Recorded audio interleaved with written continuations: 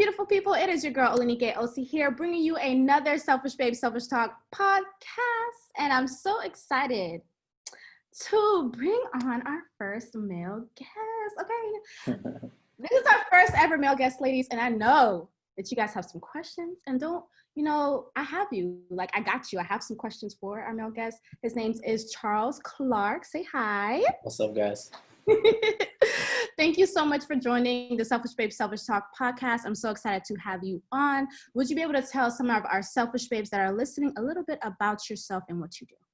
Yeah, so my name is Charles Clark, and I went to Florida State University. I know we got that in common, so go Noles. Yes. But, just a little bit about myself is I used to be a world-class athlete. I ran track and field for the USA. I placed as the sixth fastest man in the world. And now I show people how to win and help them thrive in their life and whatever they want to pursue personally and professionally. I love that. He said he shows people how to win. Don't you want to win, Selfish Babe? Okay. Don't you want to win? It's your life. Okay. All right. So usually when I invite guests on, I have them talk about a traumatic event or obstacle that they have gone through growing up. And I'm just so excited to have you on. Okay. The reason why I'm so excited to have you on, first of all, first male guest ever. Okay, that's great.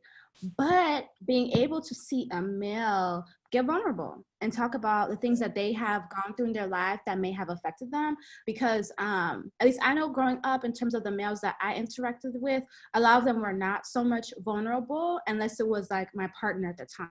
Like I was able to see him like maybe cry. But like usually you don't get to see that in the males every day. And so I'm just glad to be able to have you on here so that our selfish babes can be able to see a male be vulnerable and for you to talk about something that you've been through. So what would you like to share?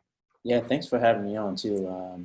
I think the biggest thing that I have to share is definitely the relationship with my father. Yeah. For a kid, they want to feel the love of both their mom and their dad.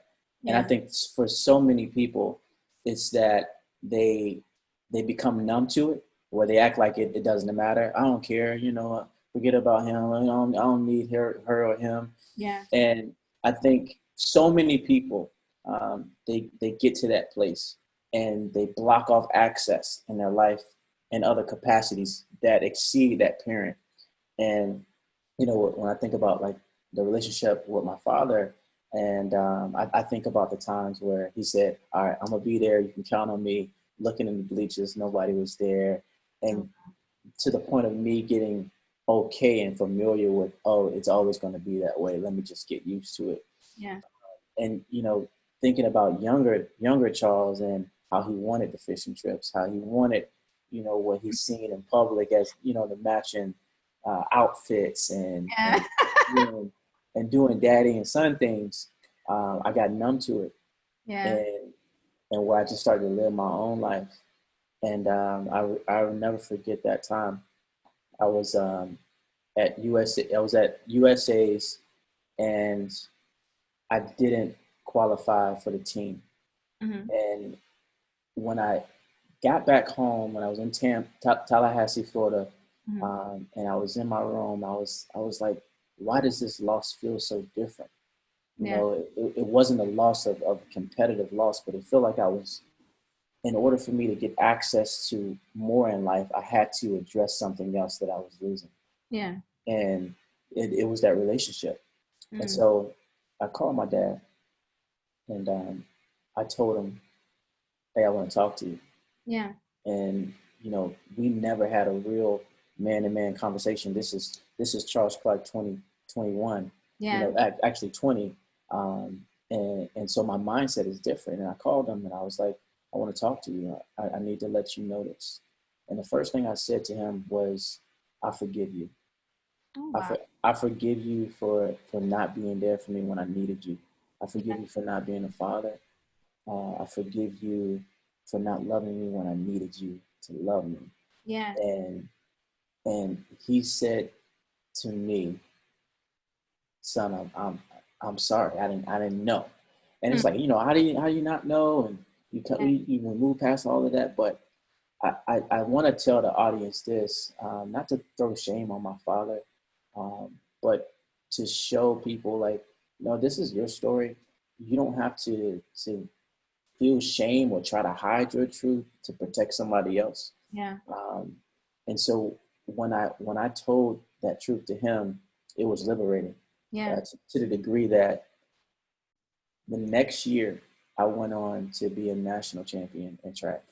Wow. And the next that same year, I made the USA team, um, and it was so. Um, to I think you don't realize the weight that you carry, Hmm. right? Because you carry it so you've been carrying it for so long, you just become familiar. But the moment I released that, I just felt a weight off of me. Yeah. It was a weight of freedom. Now, I know that like there was nothing perfect about that relationship at that time, Yeah. moving forward. But I do understand that when you say the words "you forgive," "I forgive," it gives you permission to move on. Yeah. And for your ladies that's listening, like when you give yourself the authority to forgive someone who may have offended you, you're moving forward, and you're no longer letting those things hold you back. And so when I do like my conferences and things like that, it's really about, that's one of the biggest legacy blockers that stops us from getting access to more that we want in life. And so that blocker that I had with my father was more so was not just about the father-son relationship, but it was about me having access to being a great man for my wife. Mm. It was the me getting access to be a great father to my future son or daughter. Mm-hmm. And so you got to understand that, yeah, you might want to hold back and hold a grudge to that person, but the more you do that, it's stopping you from having access, and you're going to continue to wonder why you can't have this, and it's truly rooted in that blocker of forgiveness or whatever the case might be for you. I have a question. So, a lot of people go through a lot of things, and I think that there's sometimes a lot of things that people go through that are just horrible, Yeah. horrible, Yeah. that people inflict on other people. So Mm. my thing is, like, how do you get to a space of forgiveness? Because some people say, well, when you're saying that you forgive, you're not really saying you forgive that person. You're saying that you forgive yourself for holding on for that for too long. And so I want to get your perspective on forgiveness, but how do you get to a place of forgiveness? Like, how do you think back to all the times that your father did not show up, and then be able to be like, hey dad, I forgive you? Like, how do you get to that space? Because I know that we have a lot of selfish babes that are probably holding on to a lot of grudges and hurt, especially from parents, and I get that too. And I've had to go through my own personal process of forgiving my own mother. And so, because for me it was more so an emotional thing, like as you said, like wanting, hugs. I mean, that was just it. I didn't get hugs that growing up that Right. I remember. I didn't get the I love yous. Yeah. She provided, she was there, but it was just like more, I needed more than just the providing. I needed the Mm. actual emotional stuff too. But how do you get to a place of forgiveness knowing that you felt that this person hurt you? So how do you get to a place of forgiveness? Um, one of the things I was saying in one of my podcasts was most people are stuck in the middle of change waiting. Okay. They're waiting for time to heal all. They're waiting for someone to say, I forgive them, or they're waiting to say, I'm sorry. But if you're waiting on that transaction, your entire life is going to pass you by. And so I got to get you guys to understand that the act of forgiveness is not something that you wait on, but it's something that you choose to do. Forgiveness is a bold and intentional effort, and it reconciles a relationship with yourself, and it also reconciles a relationship with that other person. And Yeah. so that's why I was saying, like, when you say the words "I forgive," you're moving forward. And I kind of think about it like a caterpillar. Like a caterpillar, they're so compelled to go through change that it will kill off the old self to become a butterfly. Yeah. I mean, that's so beautiful when you think about that. And they no longer are offended by the life that they used to have, Huh. so that they want to move on because they know it's much better to live the life that's looking forward. Uh, And so likewise, when we say the words "I forgive," it transcends the mind to no longer be offended by the past, hmm. because you've been presented with a much better future. And so you got to ask yourself. Go ahead. I was going to say, so are you saying that when you say when you're talking about forgiveness and wanting to move forward in forgiveness, a part of you is like, well, I want to forgive because I have a brighter future and I'm moving forward. And I Right. know that if I hold on to this, then I'm holding back into my past. That's not going to bring me into a future that I want. So is it more Right. so, yes, we understand we're forgiving that person, but isn't it more so for yourself? It's that's one aspect of it, you know. One aspect of it is you have access to your legacy now, right? And the other part of it, whether you want to move on with a relationship with that person or whether you just want to say, "I forgive you. You can't be a part of my life anymore," and Yeah. so let's continue on with our lives. You know, Mm. it's that's your choice, though. Yeah. You have the authority to make that decision. But I would say also that you know that unfiltered forgiveness, it rips the layers of shame off of you, Mm. and you literally become a better version of yourself because it requires so much integrity of you to think not just of your current mindset but to think of abundance, you know, beyond you. And so like forgiveness is a mature thing to do. I know my self-respect do not want to hear forgiveness is a mature thing to do. We all know Yeah, that yeah. forgiveness is a mature thing to do, but some of us, we want to be petty and I'm we petty. want, revenge or whatever people call it. But, and I get it. Mhm. Sometimes you can be petty, but my thing is like, I want my self-respect to understand, well, how can they get into a place of actual forgiveness, honest forgiveness, Yeah, right? yeah, For me, when I hear what you're saying, for me, what I hear for me is I'm going to forgive and move on because I got better shit to do hmm, for my future that's yeah, coming, right? That I'm working towards. And if I hold on to this, then I'm holding back to the past. right. So I want to know for you, because we could say I forgive you, but not genuinely mean it. How do you get Yeah, to a place of genuine forgiveness? And the reason why I look at it as this is really much more for myself than it is yeah, for the other person is because we are selfish babe. Selfish babe, selfishly and authentically love themselves. We put ourselves first. And so for yeah, me, in order to forgive and move forward, I'm going to be like, is this helping me? Oh, it's helping me. Okay, I'm about to do it. So right. that's how Yeah, I can, internalize that and get that through my energy. But yeah. for you, on your perspective, how do you get to a place of genuine forgiveness? For me, I'm like, oh, so if it's gonna help me, I'm gonna do it. But what about Yeah. you? Because you're saying it's a different. I'm saying it's you. You got to be selfish with you, Yeah. but you got to be unselfish enough to not continue to love that same person, right? That Mm-hmm. I mean, when I say the same person, is like we always want to be evolving to the best person we should become, and Mm-hmm. it's like when I say thrive, you're becoming a better version, Mm-hmm. and so the act of forgiveness is becoming a better a version of yourself. But I would say to that person, like, why do I want to forgive? Do you want to continue to be busy in your life? You said That's the busy? busy. Yeah, yeah. And Right. I don't like the word busy. Like Okay. busyness is it literally means like when you say the word, I would think about the word grind. And when Okay. you think about grinding, right? We think the word definition of grind, it means to whittle down to nothing, Mm-hmm. right? So if we're constantly being busy, we're not necessarily being productive. We're just going in circles, going being that hamster on that wheel and constantly being in this rat race of trying to figure out life. Yeah. And so you got to decide: do I want to continue to be busy, or do I want to be productive? And to be productive, you have to be proactive. Mm. And some of those steps, like to be proactive, I would simply start off with these proactive measures. And the first thing is where. Mm-hmm. Um, and so if you're taking notes right now, I would say to write down where, and then I would ask yourself, identify your potential blockers, is the first step. And when we think about those aspects and what area in your life is this blocking you from fulfilling your legacy? So Yeah. where is this blocking you? Yeah. And be specific as possible. Yeah. Some people have a blocker of money because they don't believe that they deserve it. Mm-hmm. So confronting those issues, whatever it might be for you. And then the second thing is, when did this happen, right?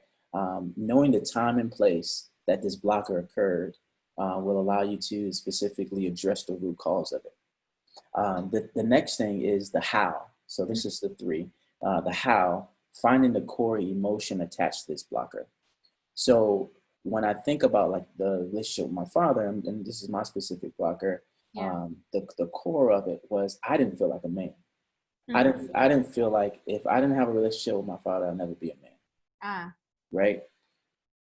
So for you, what is this blocking you from? And don't just say, I'm just bitter, it ain't no thing. You got to get past that ego, Yeah. right? So there's three things. I'm not giving you guys too much, but three things we got to get to if we want to be mature. And it's three truths that we can accept. Yeah. You can accept the irrational truth, and the irrational truth is the ego inflated truth. Mm-hmm.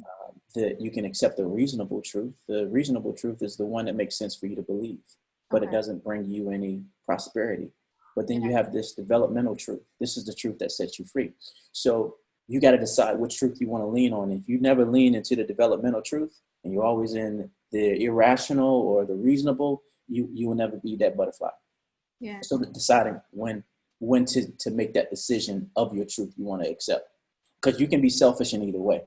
Yeah, that's true. That's true. All right. So I have a question, Uh-huh. and I want to hear your personal opinion because I talk about these topics on my podcast, and Yeah. they are very heavy. And Yeah. so my thing is, if a woman has faced rape, if a woman has faced molestation, or man has faced molestation, Mm-hmm. has faced a miscarriage, or maybe forgiveness of self. So it's just like when we're talking about rape, when we're talking about miscarriages, when we're talking about molestation, when we're talking about those type of atrocities, right? Yeah. And now a woman's going with her life. How does she sit with, I'm going to forgive my rapist, I'm going to forgive maybe my father that molested me, I'm going to forgive my mother that molested me, I'm going to forgive my uncle that Yeah. molested me, these people that we think love and care about us, but they didn't do that. Right. And so it's like, how do you get to a place of forgiveness in that? Because for me, a lot that could be holding back a lot of my selfish space from a lot. It's just like, yeah, I understand moving forward, but it's like this happened. And I know, of course, they're healing from the trauma. Yeah. How will be your answer from your perspective? I think it's really based on that person. Yeah. Hurt is it hurts. Yeah. And there's different degrees of hurts. Maya Angelou, you think about her and the hard times that she endured. Yeah. And facing similar situations. Yeah. But I remember this quote that she said. She said, what did she say? She said, I refuse. Dang, hold on. Let me think about what she just said. She said, Okay. Maya Angelou, Okay. I can be changed. She said this. She said, I can be changed by what happens to me, but I refuse to be reduced by it. Hmm. And so, yeah, and I understand everybody's circumstances are different. Yeah. But can you just have a moment with yourself, person out there, and ask yourself, is it better to hold this anger, Yeah. to hold this frustration, to hold this bitterness, or is it better for me to let it go? Yeah. And whatever you land on, you say it's better for me to hold it in, that's where you're at right now. Yeah. But if you say it's time for me to let this go, I am done. Yeah. I am done holding this in my life, and I'm ready to move forward to a better future. Yeah. And then looking at your life, like, what is that future you want? Do you want the current, or do you want the abundant? Mm-hmm. Right? And if you land on the abundant, well, it's time for us to be a butterfly now, and it's time for us to face the real truth that we want. Yeah. Right? Not the irrational truth, right? Whatever that irrational truth is for you, you don't have to accept it no more. Yeah. Not the ego inflated truth, but what about the developmental truth, right? There's some things you can't control, right? Yeah. But what you can control is you, right? And so when you make that decision, so I haven't talked about this before, but it's even when I made those decisions, I think about like my injury that I had. Yeah. When I was getting ready to sign a multi-million dollar deal for track and field, 1 year left before turning pro in track. And I tore my quad completely. Yeah. My college coach no longer wanted to train me. I had a relationship to end, and I found myself stuck back at home, my mom, Yeah. trying to figure out my life. Yeah. And the first thing I wanted to say, right, is everybody's so selfish. I can't believe they left me. I can't believe they did that. I can't believe I had this injury. It ain't my fault, Yeah. right? I was at that place. Yeah. The irrational truth, right? But then I want to the reasonable truth, which one's the one that said this makes sense, Yeah. right? It's my fault, like it's on me. Yeah, they left me because I was stubborn, right? That could have been like my rational truth, right? Yeah. And then I could have my developmental truth. I'm responsible, but I control what happens next, Yes. right? I got freedom in that, That's right? true. I owned it, and because when you say you take ownership for your life, you control what happens next, ladies. Yeah. So, do you want to own it? And when you own it, you accept that developmental truth for you, Yeah. and that's freedom. There, freedom is found in ownership, right? And so it's so opposite, right? Freedom, space, but it's found in ownership when Yeah. you own it, when you own your life. Ashe. Okay, Yeah. I love that because that's just important for me. It's that self-accountability piece, which I think is always important. Like for me, I'm Hmm. always like, it doesn't matter the type of childhood you had growing up. At a certain point in life, there's a gate that's opened where you can change it. Because for Yeah. me, I'm like, if people live in the U.S., right, and then they do the normal U.S. Tradition is like 18 or whatever, you leave the house or whatever, maybe go to college or whatever, then it's like, okay, at that point, you're out your parents' house and you have more autonomy. So it's like, if I have more autonomy, what am I going to do with this, right? So for Yeah. me, at some point, no matter how you grew up, you can make a shift in your life. So I like that you said that in terms of your having ownership over your freedom. That's very, very important. And how you want to live your life. Because for me, it just goes back when you have that sense of like, I have control, right? I have at least some type of control in my life. Then what Yeah. are you gonna do with it? Yeah. How are you gonna change it? How are you gonna shift it for the better? And so I like that you touched on that. And I Yeah. like that you gave some of our selfish babes some things to think about, they want to land on. I think that's really, really good. And I Yeah. have a question. Did you grow up with your dad in the house, or were your mom and dad separated and he was like visiting? Like, how was it? Yeah. So my mom and my dad, they never had a marriage. They were boyfriend and girlfriend, Yeah. young, 18-year-old, and once that pregnancy happened, they weren't in a relationship. Yeah. So you talk about man, what my mom had to deal with, Yeah. and raising. I mean, she raised 3 kids on her own, Yeah. and just that absence of that father, and just what that can do. Yeah. I think a kid really does need his mother to be a mother, and the father to be a father. Yeah. And he, when those things are absent, there is a degree of neglect for that kid that he needs to learn on his own and figure out. Yeah. And so you go through trials and errors, like you fail in relationships, you make stupid decisions, and you have to learn through those things. I'm so thankful that God has given me and showed me love Yeah. of a father. When I no longer could look to my earthly father, but Hmm. my father, and he showed me how to love somebody. Hmm. Right. So, I'm gonna have to ask you this. How did God show you how to love somebody? Because I know my selfish spirit is interested. mm, man, like it's so funny because I think I have like some things on here. I was with some guys, Yeah. and it was crazy because all of us, we dealt with some type of trauma from not having a father present. Yeah. And so we literally went through certain parts of like the Bible, and where God showed us how to love. And he talked, love is patient, love is kind. And it was like, whoa, right in front of my face, like, this is love. This is what it's supposed to look like. Let me try this. Yeah. Let me try this act of selflessness Yeah. that God talks about. And when I, you know, it's so funny that so I don't know if you know if your audience is Christian, but for me, I was like, God can't do that for me. God Mm, can't be my father. No, mm, I'm not gonna give him access to that. Again, that's the blocker. yeah. And so my friend, one of my friends, Jordana, she was like, why don't you let God be your father? I was like, no, I'm gonna let God be my father. What you talking about? Yeah. And God was just working through me. And he said, yeah, I can't be your father.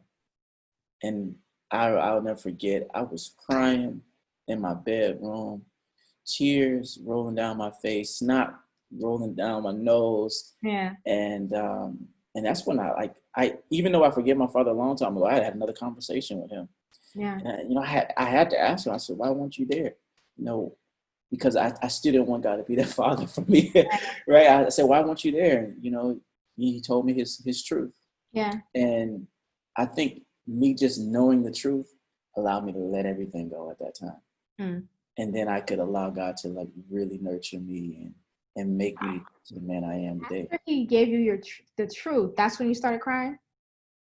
No, I was crying before that. Okay. Yeah. I was hurt by his truth, but I accepted it. Why were you crying before that? It was just a lot of built up emotion, of God being a father and my father not being a father. And how can God be a father when he didn't birth me? But wait a minute, did he? Right? It was just all those emotions and then me confronting my dad again. And me and my dad, we have a good relationship. We talk every week, um, and I think no relationship is perfect. Yeah. And I think you got to understand that you only got one father, you only got one mother, and if that relationship is accessible to you, then I would urge people to work on it, to Yeah. work on that relationship, because it's going to heal things that were blocked that you didn't have access to. Yeah. And again, for me, I needed to remove that blocker with my father so that I can be a great husband to my wife, Yeah. and so that I can be a great father to my son or daughter. Yeah. Okay, so my selfish babes, we're mixed faith. Okay, I'm personally not Yeah, Christian. I grew up in a Christian household. I'm yeah, also practice African spirituality called Ifa, as well uh-huh, as ancestor veneration. So I'm really, really big on bigging up my ancestors and working with my ancestors, as I know they work through me. yeah, And for me, my perspective is God, Goddess, Universe, Creator. That's what I like to say. But uh-huh, I've been reading the Bible lately because my grandma, who has been late, my late grandma, has told me, "Hey Vanessa, that's my birth name. Read the Bible, but read what Jesus said and read to give me a broader spiritual perspective." And that's my grandma telling me what to do because she's my ancestor and I listen to my ancestors because I'm connected right, to spirit like that. right, So for the selfish babes that are not Christian, yeah, okay, I still think that you could definitely get something from what he's saying. There is a mother aspect and there's a father aspect. There's a feminine aspect and there's a masculine aspect in the work. We need both, no matter how they are represented, right? And so for my selfish babes, if you want to learn more about the masculine aspect, looking up divine masculine, I would suggest that you search up yang energy, Yang, versus the yin energy is more so a feminine perspective of energy, but we also need the yang. So I was really urge my selfish babes to look more into yang energy. But I think that us having both of those energies in our life is very helpful. yeah, Even for me, I'm currently with my girlfriend, but she's more masculine presenting, more masculine energy, and that's been mm-hmm, really great for my personal feminine energy, right? Because mm-hmm, usually, because I have my businesses, I could be go go go, very masculine, just because that's how I operate. But right, I've been learning to let go, relax, and receive, because that's what the yeah, feminine does. The feminine receives, and so yeah, I just wanted to get embraces, that. What you say? embraces, Yes, I wanted yeah, to give that to my selfish babes. I like, I see what he's saying, but I don't know. I'm just saying, selfish babe, you can listen to it. Okay, it's like yeah, all types of spirituality. We can all take something from it. right, Now, Charles, so thank you for sharing that. Now I want to talk about you had mentioned sustaining an injury, right? And how you changed because you're not doing track anymore, correct? right. So explain that. Yeah, so the injury, when I had the injury, I tore my quad completely. I moved back at home, my mom, and during that time, it was me recovering. But in the midst of that, it was finding out my true identity. And I think so many people, they put their identity into one thing, and when that one thing is gone, they don't know who they are. Yeah. And so my approach to what I'm called to do and live out and help people discover is thrive. And thrive is not just something that's one dimensional. Thrive is multidimensional, Yeah. right? Meaning it's so many aspects of your life that gives you purpose. And so when I talk about purpose, I think about 7 things that makes us understand that we still have purpose no matter what we've been through. Yeah. And number one, the thing that realize you have purpose, ladies, is that the same existence that's found in you is the same existence that's found in the earth. And you talk about that as a beautiful purpose. Yeah. Number 2 is that your heart beat like no one else. Yeah. You have purpose. Number 3 is you are made to fit no one's image but the image of God. Yeah. Number 4 is you have a legacy living in you and it flows through others even when you pass. Yeah. 5 is you have a birthright, meaning before you were created, you were given a story. Yeah. 6 is your name has the ability to influence every decision that you make. Mm. My name means Charles, and Charles, my name is Charles, and Charles means fighter. So Okay. whenever life is giving me hard times, whenever we're in a pandemic, I'm fighting my way through it. And when I fight, I rise. And number 7 is your biggest pain can positively impact others. Yeah. I tell people, don't withhold your pain, because when you withhold the pain, it's a real bitter experience. Yeah. It's salt, salt is something that's meant to be spread out, right? And my grandma, she makes this mean sweet potato pie. She doesn't use any ingredients, and excuse me, she doesn't use any measuring cup or Yeah. things like that. But when she does it, she whips it up, and it's a beautiful thing. And I never forget the time when she was first making it, and I saw her, and she was like, something's missing after she put every sweet potato in there. She put the vanilla extract in there, and she went to the cabinet, and she grabbed the salt, and Yeah. she added a pinch of salt into the bowl. And she looked at me and she said, "Baby, this gonna bring all the flavor together." And she mixed it in. She mixed it in, and it was perfect. And I said, That's "Salt? nice. How can salt do that? Yeah. The salt in your life, that pain that you've been going through, don't try to hold that on your own. Like, Yeah. you need to put that a part of all of your story." And so, bringing you back full circle, I had purpose in my pain. And when I started to use that pain, that injury, that broke me, that slowed me down from running, and I used it, I helped to help people build their story, to help people find their truth, to help people live in their identity. That salt, it became the most precious ingredient that I could add in my life. Hmm. And so when I made that pivot, I had to add the salt. And by me adding the salt, I was able to be a world-class athlete, and now I can be an international speaker, Yeah. traveling around the world, helping tens of thousands of people live their dream and live true to who they are. So wherever you are in life right now, whoever's listening, I need you to understand that salt that you're carrying, that you keep into yourself, you need to add it. You need to add it to all the elements of your life and watch how it becomes a design. It becomes a meaning and an intention for your life to turn a bad thing into a good thing. Mm-hmm. I like that. It's like when somebody say, "You got lemons, make lemonade." Yeah. That's cool. I like that. So, okay, so was gonna be a track star, right? Mm-hmm. Now international best speaker.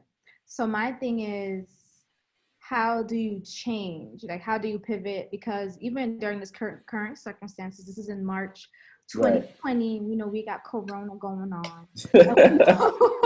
We know that unfortunately people are losing their jobs. Either their job is going to start back or they have been fired. So my thing, if somebody's used to waking up, going to a 9 to 5 or their job every single day, and now that's not available to them, and they may, I would assume they would need to make ends meet and more. Yeah. So how can they start just going through that transformation? Because now it's like they need to do something different than what they're used to doing for years. Yeah. The first thing was understand you got purpose. And if you got purpose, you can turn a bad thing into a good thing. The second thing is your perspective. You know, Yeah. your perspective is going to be so helpful in this situation. You know, you can, again, your truth, and it goes back to the truth situation, the irrational truth, the reasonable truth, or the developmental truth. Your perspective is key. What can you do in this? Like, what mindset can you have, right? Um, how can you use this to elevate your life? Perspective. And number three is your position, right? Are you defeated or are you unconquered, Mm. right? So your position is key. You know, when we talk about like runners, um, runners always want to be in an athletic stance, right? Yeah. You never see a runner sitting, right? Because if a runner is sitting, there's no way he could break a world record. Okay. So your position is key, right? What's your stance, right? Yeah. And there's so many ways you can look at position, you know, your mindset, where you are, you know, in your career, who you're surrounding yourself with. What is the position that you're carrying, right? Yeah. And the fourth thing is your progress. That's the fourth P.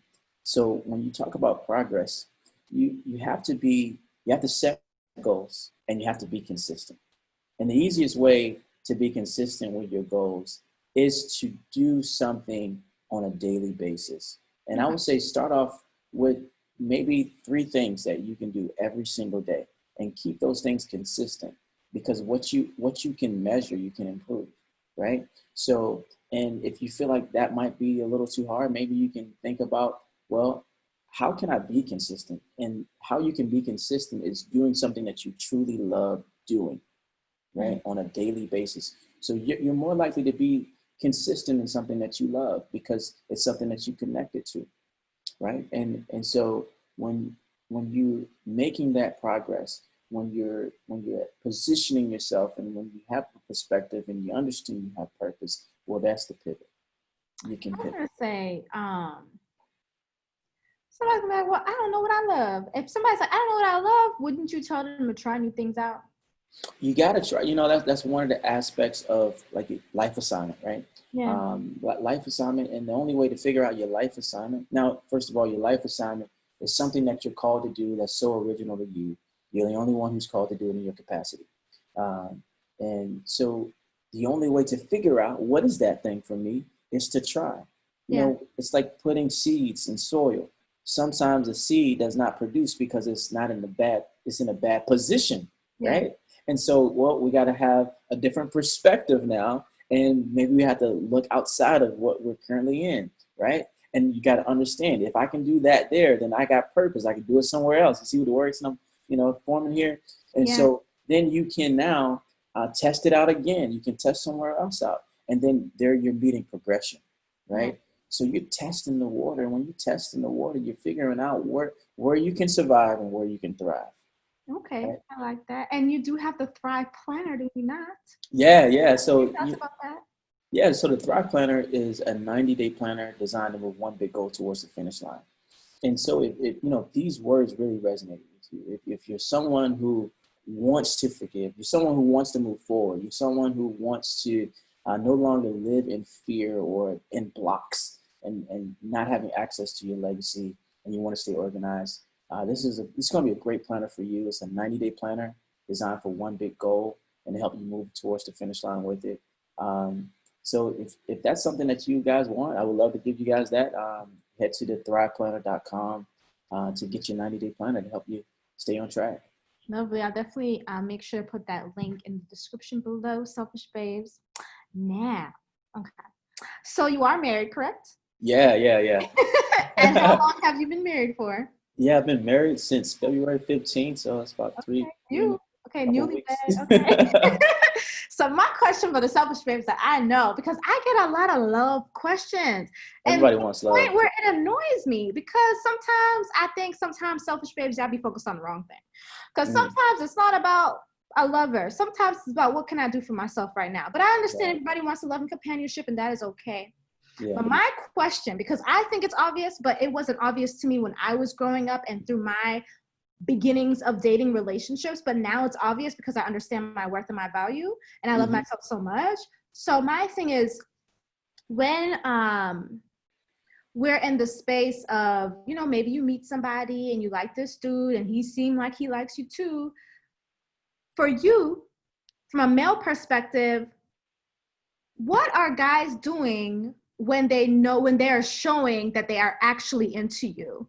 Versus, because some women are very like, oh, I don't know, he's doing this, I'm not sure if he likes me. Would you be unsure? Because in my perspective, you should not be unsure. It's very clear that Yeah. the other person is into you, and there's no mind games going on. But I get a lot of questions on, oh, this is happening, this is happening, this is happening. I'm like, girl, no. Right. So I want to know from a male perspective, what are some things that maybe you do, or Right. some things that you think males do to show they are interested in you, to where Yeah. there is, in my opinion, no confusion? Yeah. Well, I can speak from my experience when I met my wife. Yeah. Um, it was at the Dream Center. Dream Center is it helps kids, youth in the Ybor City community after school programs, and we were both volunteering. When I saw her, I Yeah. was like, "Dang, girl, you got the most beautiful eyes I've ever seen." You told her And that to her face? I told her I never met her before. Told her, and she was in a mid conversation with somebody, Yeah. with the volunteer coordinator, and I said, apparently I said it to her a couple more times, and so she walks to her car. I was like, "Can I get your name?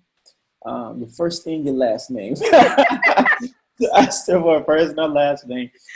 So I was highly interested Yeah. when I met my wife, with my girlfriend at that time, Yeah. and I let that be known. And so when I saw her again, I was like, I added her on Instagram, I believe, and Yeah. I was like, hey, let's go get some coffee at Starbucks, and let me help you out with your business, right? Yeah. She has this beautiful blog where where she helps people love into freedom, Mm. and so I was like, yeah, let me help you out. Let's sit down and have coffee. So we get to Starbucks, and she doesn't bring a notebook. She doesn't bring a computer, Yeah. and I'm like, where's your stuff at? And she was like, and she's like, oh, I thought this was a date. Yeah. So I ended up telling her, I said, listen, I think you're the most beautiful girl I've ever seen. I want to take you out on a date. And she said, ask me in 2 weeks. Okay. But 2 days go by and we end up going on a date. And, Did she ever tell you why she said 2 weeks? she needed a little time. Okay. She needed a little time. And, but she ended up texting me like a day later and saying, hey, let's go on this date. Okay. So I would say a man is going to know what he wants. Yes. Because first of all, there's boundaries in place for that. A man will respect a woman's boundaries, and a man will create his own, right? If he's truly serious about something, that has to be established. So I would say to the ladies and even men out there, like, set healthy boundaries. What do you want in a relationship, right? Yeah. What are some things that you will not do to protect the beauty of that relationship, right? I believe we live in a society where we want free access to everything, Yeah. right? And we got to protect that, because that's what makes a relationship beautiful. And you want to create maturity, right, in that relationship. And so when you set boundaries in place, right, it allows you to have a healthy perspective as you make a conscious decision, a success conscious decision on if this person is right for you. Um, the other thing is identify those barriers, right? What are some things that you don't want in a relationship? Yeah. Because we can be blinded by beauty. We can be blinded by beauty, booty, boobs, all of those things. And, so you have to have that evaluation with yourself. What are some things that you've seen in the past relationships? Yeah. Right? Do you want somebody who yells at you? Right? Do you want someone who doesn't text you back within? Ghost you. Okay, why are we wondering if this person likes us, but they are ghosting? No, move on. Next. That's Right. the answer. Continue. Yeah. So yeah, when you have those boundaries, and you understand what your barriers are, Yeah. you can make a good decision. And to me, that's another aspect of thriving. Yeah. I like that. That is an aspect of thriving. I totally agree with that. Yeah. Thank you so much, Josh, for sharing your insight, because I'm telling you, I used to have a I don't do it anymore, but because I don't look at them. But I used to have a Selfish Babe talk to me, right? And because Yeah. I have my brand is also an app. It's a self-love app in the App Store and Google Play. So they receive a Yeah. daily affirmation notification. And so I'm like, okay, Selfish Babe, talk to me, because I want to see what y'all questions are going to be like, and I could do podcasts based on it, right? I want to help y'all. Right. But the amount of love life questions that came in my inbox, I was like, this is not a love hotline. This is not what it Right. looks like. This is not what I'm doing right now. Y'all should be focused on yourself. So I just didn't do it. But I'm just like, so glad to have a male on, because I'm just like, let me have a male on and share some perspective, because I know I could talk all day on this. But then I'm still getting these questions of like confusion. And I'm like, you should not be confused, my love. There should be no confusion. Even with my girlfriend, there was no confusion. So, for me, it's just like, if somebody really wants you or wants to be in a relationship with you and wants to build with you, there is no confusion there. They're going to put in the energy and to make it happen, right? There's going to be some reciprocity. You should not be in confusion. And if you're in confusion, that means that's the wrong one. My personal opinion, but I'm also so glad you're able to share as well. Yeah. So That's just my perspective. Exactly. Is there anything, Charles, that you want to say before we let you go? I would love your tribe to follow me on Instagram at the Charles Clark. I'd love to stay connected with you guys and help you thrive in a way. Ashe. So I will also add his Instagram for you ladies to go check out his page, to check out his planner, and to see how you can thrive more in your life. So thank you so much, Charles, for coming on the Selfish Babe Talk podcast. Truly appreciate your story and your energy and your vulnerability. Yeah. All right, then. Bye. Peace.